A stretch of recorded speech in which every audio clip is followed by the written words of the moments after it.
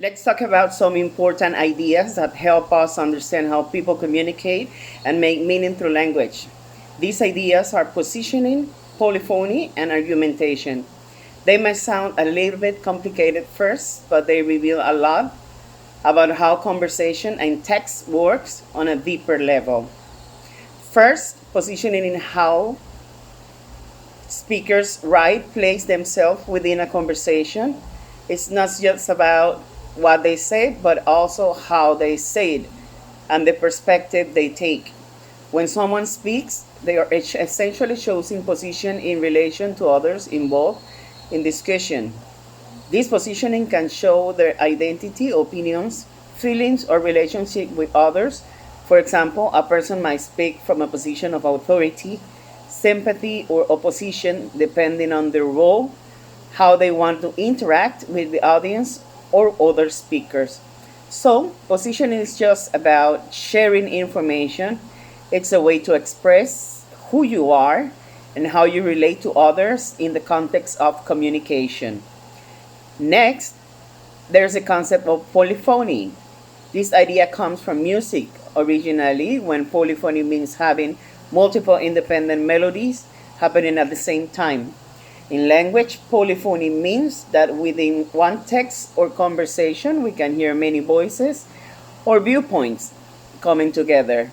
When someone texts, talks, or writes, they might include not only their own perspective, but also the perspectives of others. These voices could be directly quoted, like when someone repeats what another person said, or they could imagine or imply. This creates a kind of dialogue inside the discourse, even if it's just one person speaking. Polyphony reminds us that communication is rarely just a single isolated opinion. It often involves multiple viewpoints interacting with each other, enriching the meaning and allowing for complexity.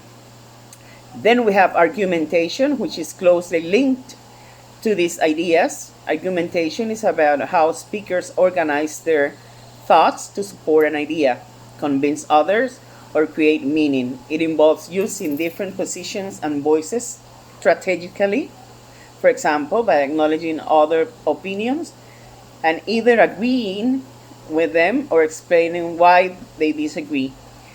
Through argumentation, the speaker crafts a structure that persuades or influences the listener or reader. It's not just about stating facts, but about building a case, engaging with opposing views, and guiding the audience toward understanding, acceptance, or a point of view.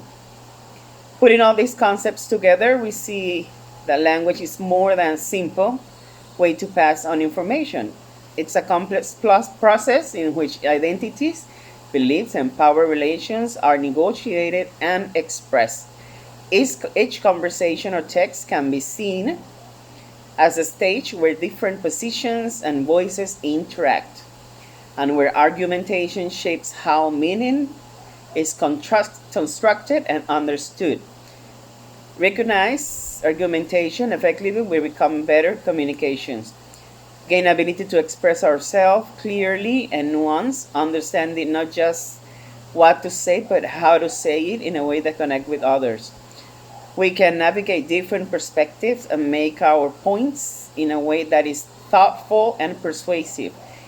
In short, mastering these linguistic tools allows us to engage more skillfully in conversations, debates, and any form of communication, helping us to build understanding and influence more effectively.